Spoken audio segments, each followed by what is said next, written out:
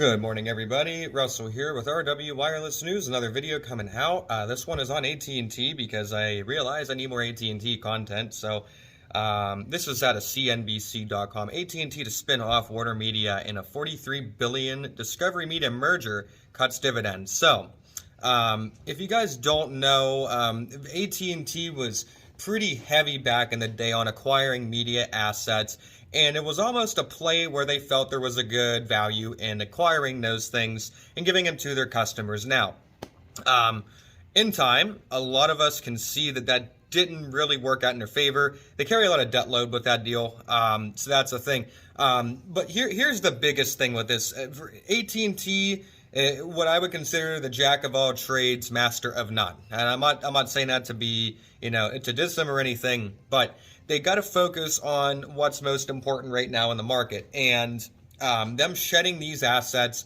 they're trying, in a perception standpoint, kind of how T-Mobile was back in the day. If you guys remember T-Mobile in 2008, 9, 10, 11, it was really, really, really bad. They didn't even compete with the other two, right? At that time, other three carriers. Even Sprint had a slightly better standing than T-Mobile did. And they've changed that perception by focusing on wireless. T-Mobile was pretty much a standalone wireless company. They don't really do anything else. That's their groove. That's what they're doing. And Verizon has kind of streamlined that too now, and they're trying to focus mainly on wireless, although they do have other assets they focus on too. AT&T is falling in the footsteps of the other carriers. They're trying to shed unnecessary weight, and they're going to really focus on just wireless, or at least they're going to try to. But the thing is with that is they need to get the perception out, and they need to get the perception, excuse me, of the brand to change. That isn't part of being successful as a company. T-Mobile did it with advertising. They did it with actually putting their money where their mouth is, and they built a good 5G network. Their 4G, that's not really worth talking about. But the perception with 5G, because people not only have seen the advertisements, they have seen it firsthand. When they acquired the low band spectrum, the band 71, a lot of T-Mobile sites were band 2 only, and you know what? They built the grid off that, but it didn't offer good coverage with low band. Changed perception of the whole company. Now they are seeing great growth. AT&T posted really solid numbers in the last earnings report too.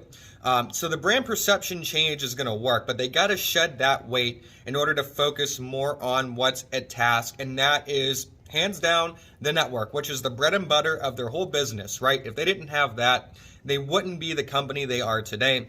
So, guys, I would go ahead and take a read here. I'll drop the link to this article in the comments or description here down below.